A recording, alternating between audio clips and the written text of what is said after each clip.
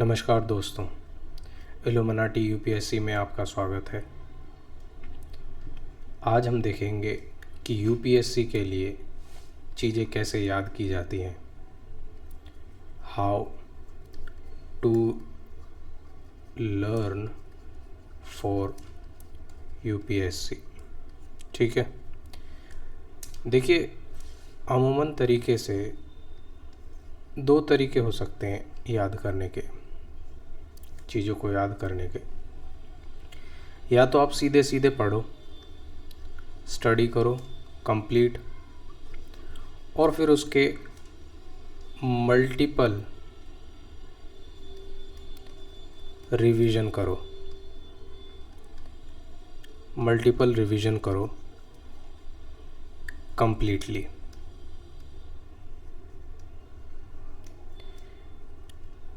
जाहिर सी बात है, ये टाइम कंज्यूमिंग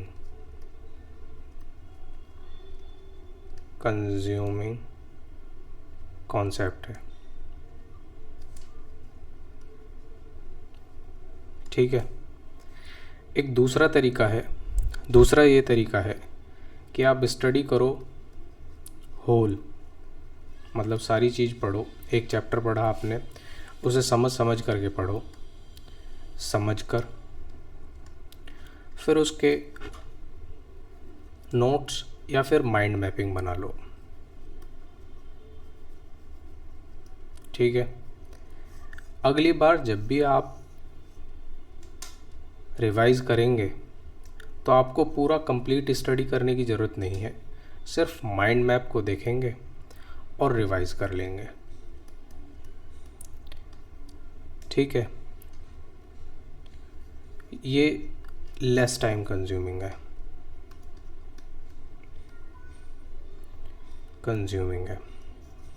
ठीक, लेस टाइम कंज्यूमिंग के साथ साथ ये जब आप रिकॉल करेंगे, चीज़ें याद करने की कोशिश करेंगे चीज़ों को कि मैंने क्या पढ़ा है, तो इसे आसानी से रिकॉल कर सकते हैं। जबकि इसमें बहुत टाइम लगेगा, क्योंकि जब हम पढ़ते हैं, स्टडी करते हैं, तो उसमें भी दो तरीके से पढ़ते हैं। एक, जैसे भी आपने पढ़ा उसको कहानी की तरह समझा, माइंड में कैरेक्टर बनते चले गए और फिर उनको ध्यान में रख लेता है माइंड। दूसरा, जो आपने पढ़ा है, जिस बुक से पढ़ा हुआ है, उस बुक को ही माइंड कैप्चर कर लेता है और आपके दिमाग में ये रह जाता है कि भाई मैंने इस पेज पे ये चीज़ें पढ़ी थी। ठीक है, लेकिन इसको रिकॉल करने में बहुत परेशानी आती है। इसमें हमारा सेकंड वाले केस में रिवाइज भी जल्दी हो जाएगा और टाइम भी कम लगेगा। लेकिन शर्त यह है कि इसको आपको पहले जो स्टडी करनी होगी, पहला राउंड जो देना होगा स्टडी का, वो समझ कर देना होगा, ताकि जब आप माइंड मैप को पढ़ें दूसरी बार रिवाइज करते समय, तब आप उस पॉइंट को देख करके ही समझ जाएं जो आपने माइंड मैप बनाया है कि ये किस चीज़ के लिए बनाया गया है। अब इस चीज़ को प्रीलिम्स के पर्सपेक्टिव से देखते हैं। जब हम प्रीलिम्स में बैठे हुए होते हैं तो हमको शॉर्ट टाइम में ही बहुत कुछ रिकॉल करना पड़ता है कि मैंने ये चीज़ कहाँ पढ़ी थी। अगर प्रेसिडेंट के बारे में कोई क्वेश्चन पूछा गया है तो आखिरकार वो कहाँ लिखा हुआ है। अगर आप पहले वाले मेथड से पढ़ेंगे तो शायद रिकॉल करना मुश्किल हो जाएगा, क्योंकि बहुत सी चीज़ हो जाती हैं जो आप विजुअलाइज नहीं कर सकते। बहुत से ऐसे कंसेप्ट होते हैं जो आप विजुअलाइज नहीं कर सकते, कैरेक्टर में नहीं ढाल सकते, तो उनके लिए माइंड मैपिंग ही काम करेगा। और माइंड मैपिंग को अगर आप इस पर अपनी स्ट्रेंथ बना लेंगे, अगर आप इस पे अपनी स्ट्रेंथ बना लेंगे तो रिकॉल करना आपके लिए चुटकियों का खेल हो जाएगा। देखिए, UPSC is all about recalling game. जितना ज़्यादा आप रिकॉल कर पा रहे हैं उतने अच्छे ही आप आंसर राइटिंग कर पाएंगे और उतनी ही अच्छी तरीके से आप प्रीलिम्स के क्वेश्चंस अटेम्प्ट कर पाएंगे। आपने भी सुना होगा कि 25 से 30 क्वेश्चन जो होते हैं प्रीलिम्स के, टॉप से टॉप भी जो बच्चा होगा जिसने बहुत अच्छी पढ़ाई करी होगी वो भी 25 से 30 ही क्वेश्चन कर पाता है। बाकी के 70 जो क्वेश्चन होते हैं उन पे गैस लगता है, और गैस भी कैसा? Intelligent gas. अब इंटेलिजेंट गैस बनाने के लिए आपको, इंटेलिजेंट गैस करने के लिए आपको रिकॉल करना बहुत अच्छा आना होना चाहिए। जब तक आप रिकॉल नहीं करेंगे, जब तक आपके माइंड में रिटेन नहीं करेंगे चीज़ें, तो आप इंटेलिजेंस गैस नहीं कर पाएंगे, चाहे आपने कितना ही भी पढ़ा हो। और अगर आप पहले मेथड से चलते हैं तो उसमें समय ज़्यादा लगेगा। चीज़ें तो आप पढ़ लेंगे लेकिन समय ज़्यादा लगेगा। लेकिन हमें यहाँ क्या करना है, अगर यूपीएससी को आपको पार करना है, टीचर नहीं बनना है, तो यूपीएससी के लिए भैया आपको पढ़ना पड़ेगा मल्टीपल टाइम्स। और मल्टीपल टाइम यानी कि कम समय में चीज़ होनी चाहिए। अगर आप एक चीज़ को कम समय में पढ़ पा रहे हैं तभी आप दूसरी चीज़ को पढ़ने का समय निकाल पाएंगे। ये नहीं कि आप दूसरी चीज़ को पढ़ने के लिए भी पहली पढ़ ली आपने, उसमें इतनी देर लगा दी कि दूसरी को पढ़ने के लिए आपके पास समय ही नहीं है। तो इस चीज़ को मैं आपको एग्जांपल से समझाता हूँ। देखिए,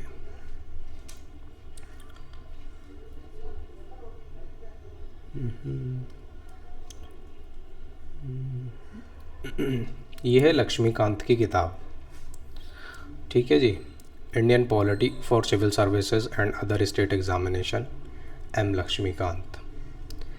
अब इसके हम चलते हैं 53, पेज नंबर 53, ठीक है जी।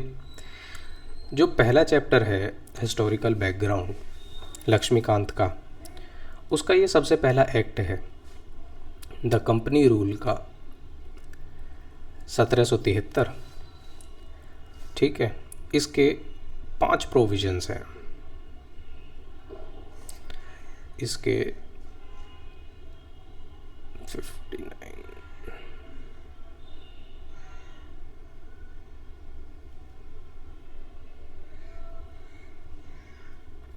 53 कंपनी रूल 1773 के 5 रूल हैं, वो 5 फीचर्स दिए हुए हैं, ठीक है। मैं ये फीचर्स आपके लिए पढ़े देता हूँ। पहला फीचर है, it designated the governor of Bengal as governor general of Bengal and created an executive council of 4 member, यानी कि गवर्नर को गवर्नर जनरल बना दिया गया बंगाल का, और उसके साथ उसकी सहायता करने के लिए 4 मेंबर असिस्ट करने के लिए लगा दिए। The first such governor general was lord Warren Hastings, ठीक है। Second, it made the governor of Bombay and Madras presidency subordinate to the governor general of Bengal, unlike earlier when the 3 presidencies were independent to each other। पहले ऐसा हुआ करता था कि 3 presidency थी, बॉम्बे, मद्रास और बंगाल, तीनों अपना अलग अलग तरीके से इंडिपेंडेंटली काम किया करती थी। लेकिन जैसे ही ये वाला एक्ट आया, 1773 का एक्ट आया, यहाँ पर गवर्नर ऑफ बंगाल को गवर्नर जनरल ऑफ बंगाल बना दिया गया, और बॉम्बे और मद्रास की जो प्रेसिडेंसी थी उन्हें इस बंगाल के गवर्नर जनरल के सबॉर्डिनेट कर दिया गया, ठीक है। तीसरा पॉइंट है इसका, it provided for the establishment of supreme court at Calcutta comprising of chief justice, एक चीफ जस्टिस होगा उसमें और 3 जजेस होंगे। चौथा पॉइंट है, it prohibited the servant of the company from engaging in any private trade or accepting present or bribes from the natives। ऐसा था कि कंपनी तो अपना ट्रेड किया ही करती थी भारत में, लेकिन कंपनी के जो सर्वेंट थे वो प्राइवेट ट्रेड करते थे, यहाँ के लोगों से चोरी चुप के सामान खरीद लिया करते थे, मतलब कंपनी से दुबक करके सामान खरीद लिया करते थे और उसे अपने देश में जा कर के, ब्रिटेन में जा कर के उसे बेचते थे महंगे दामों में। ये कंपनी से छुप करके किया करते थे, इसीलिए इसे प्राइवेट ट्रेड कहते हैं। इसको बंद करने के लिए कहा गया। It strengthened the control of the British government over the company by requiring the court of directors, यानी कि governing body of the company, to report on its revenue, civil and military affairs. जो भारत में जो court of directors थे, company के court of directors थे, उनको ये कहा गया कि भाई आप ब्रिटिश गवर्नमेंट को एक रिपोर्ट पहुंचाओ, जो भी आप मिलिट्री अफेयर्स कर रहे हो भारत में, कहाँ लड़ाई कर रहे हो, कहाँ युद्ध कर रहे हो, कहाँ का आप रेवेन्यू इकट्ठा, कहाँ का आप रेवेन्यू उठा रहे हो, तो ये सारी चीज़ें आपको बतानी होंगी गवर्नमेंट ऑफ ब्रिटेन को। ठीक है जी। अब देखिए, ये आपने पढ़ लिया, इसको याद करने की कोशिश करना। जो मैंने 5 पॉइंट बताए हैं आपको, इसको आप रिकॉल करने की कोशिश करना किताब से ही। बहुत से लोगों के पास, आपके पास किताब भी होगी, आप किताब से ही याद करने की कोशिश करना कि 5 पॉइंट कैसे याद कर पाओगे। ऐसे ही लगभग 15 से 20 एक्ट हैं इस हिस्टोरिकल बैकग्राउंड में ही खाली, और सब में 5, 6, 7, 8 या 10, 12 प्रोविजंस हैं। मेरी समझ में तो, मेरी समझ जो कहती है वो ये कहती है कि भाई इतना तो मैं रिकॉल नहीं कर पाऊँगा, मैं याद कर नहीं पाऊँगा आसानी से। एक को याद करूँगा, दूसरा भूल जाऊँगा, दूसरे को याद करूँगा, तीसरा भूल जाऊँगा। इसके लिए क्या किया जाए? इसके लिए भैया यही खेल आता है माइंड मैपिंग का। देखो, इससे इतनी आसान हो जाएगी चीज़ जो मैं अब आपको बताने वाला हूँ, इससे इतनी आसान हो जाएगी चीज़, आप भी ये कहोगे कि वाह क्या चीज़ बताई है। देखिए, हमने देखा कि गवर्नर ऑफ बंगाल को उसकी पोजीशन ऊपर कर दी गई, गवर्नर जनरल ऑफ बंगाल बना दिया गया। ठीक है, उसकी सहायता करने के लिए 4 एग्जीक्यूटिव मेंबर दे दिए गए। ठीक है जी।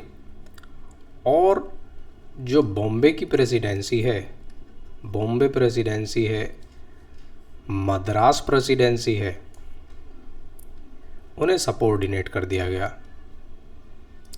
गवर्नर जनरल ऑफ बंगाल के। सुप्रीम कोर्ट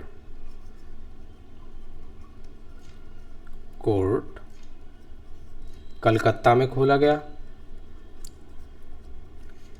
जिसमें कि 3+1, 3 तो जजेस हैं और 1 चीफ जस्टिस है। ठीक है। नो प्राइवेट ट्रेड करने के लिए बोला गया कि भाई प्राइवेट ट्रेड नहीं चलेगा। ठीक है जी। लास्ट में बोला गया कि report to British government related to what? Related to military affairs, civil affairs and revenue affairs. भाई हमें भी तो पता चले, आप बिहार से या बंगाल से, उड़ीसा से कितना रेवेन्यू उठा रहे हो, हमें भी पता चलना चाहिए कितना पैसा कमा रहे हो तुम। तो इसीलिए रिपोर्ट बना के भेजने को कहा गया कि आप ब्रिटिश गवर्नमेंट को रिपोर्ट बना करके भेजिए। अब ये तो हुआ माइंड मैप बनाने का तरीका, इसको आप भी बना सकते हैं। और अगर आपको बनाने में परेशानी हो रही है तो मैंने ये आपके लिए काम आसान कर दिया है। सारे जितने भी एक्ट हैं हिस्टोरिकल बैकग्राउंड के, उनके सारे माइंड मैपिंग मैंने बना रखे हैं, जो मैं इसी चैनल पे अपलोड करूँगा। अब देखते हैं इसको याद कैसे कर सकते हैं, रिकॉल कैसे कर सकते हैं। देखिए, सबसे पहले पूरे दिल से आंख भर के इसको गवर्नर ऑफ बंगाल को देखो कि गोले में गवर्नर ऑफ बंगाल लिखा हुआ है बीच में। ठीक है, अब आंख बंद कर लो और रिकॉल करो कि बीच में गोले में क्या लिखा हुआ है, गवर्नर ऑफ बंगाल। अब आंखें खोलो, इस गोले से ऊपर ले जाओ अपनी नज़र और देखो कि गवर्नर जनरल ऑफ बंगाल और 4 एग्जीक्यूटिव मेंबर लिखा हुआ है। फिर से आंखें बंद कर लो और रिकॉल करो कि बीच में जो गवर्नर ऑफ बंगाल लिखा हुआ है उस गोले के ऊपर क्या लिखा हुआ है। तो आप मन में रिवाइज कर पाएंगे कि governor general of Bengal plus 4 executive member लिखा हुआ है। अब आंखें खोलो, उस गवर्नर जनरल ऑफ बंगाल के नीचे बॉम्बे और मद्रास लिखा हुआ है, ये देखो। अब फिर आंख बंद करके दोबारा रिकॉल करो कि बीच में क्या लिखा हुआ है और ऊपर क्या लिखा हुआ है। बीच में गवर्नर ऑफ बंगाल लिखा हुआ है और ऊपर governor general of Bengal plus 4 executive member और उसके नीचे बॉम्बे और मद्रास लिखा हुआ है। फिर से आंखें खोलो और देखो कि गोले के नीचे लेफ़्ट हैंड साइड पे क्या लिखा हुआ है। सुप्रीम कोर्ट @कलकत्ता लिखा हुआ है, 3 जजेस हैं और 1 चीफ जस्टिस है। आंखें बंद करो, इसको दोबारा से रिकॉल करो कि बीच में जो गोला है उसके नीचे लेफ़्ट हैंड साइड में क्या लिखा हुआ है। आप आसानी से रिकॉल कर पाएंगे। ऐसा ही इसके लिए गोले के बीच में जो लिखा है उसके लिए कीजिए और ऐसा ही गोले के राइट हैंड साइड में नीचे क्या लिखा हुआ है उसके लिए कीजिए। आप देखेंगे कि आप में से जितने भी बच्चे इस वीडियो को देख रहे हैं उसके 85 to 90% बच्चों को ये माइंड मैप याद हो चुका होगा। जबकि आप अगर कोशिश करेंगे, जो मैंने आपको ये दिखाया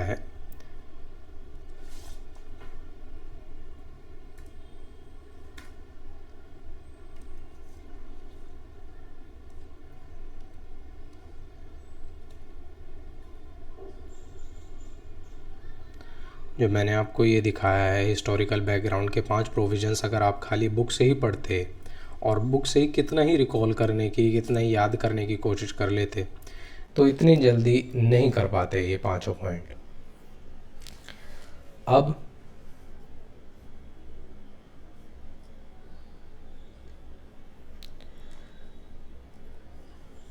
ये तो हुआ माइंड मैपिंग करने का तरीका और मैंने आपको साथ ही साथ ये भी बताया कि आप किस तरीके से इसको याद कर सकते हैं। अगली वीडियो में मैं आपको ये बताऊंगा कि आप किस तरीके से रिवाइज कर सकते हैं। क्या साइंटिफिक पैटर्न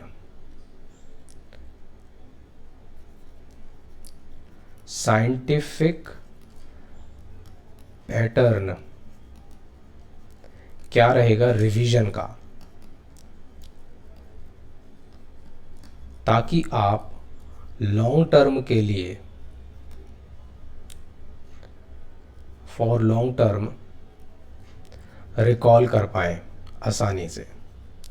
आप मेरा यकीन मानिए, इस पूरे हिस्टोरिकल बैकग्राउंड को मैं लगभग हाफ आवर में पूरा कंप्लीट रिवाइज कर देता हूँ, हाफ आवर में, और वो भी विदाउट वॉचिंग द बुक।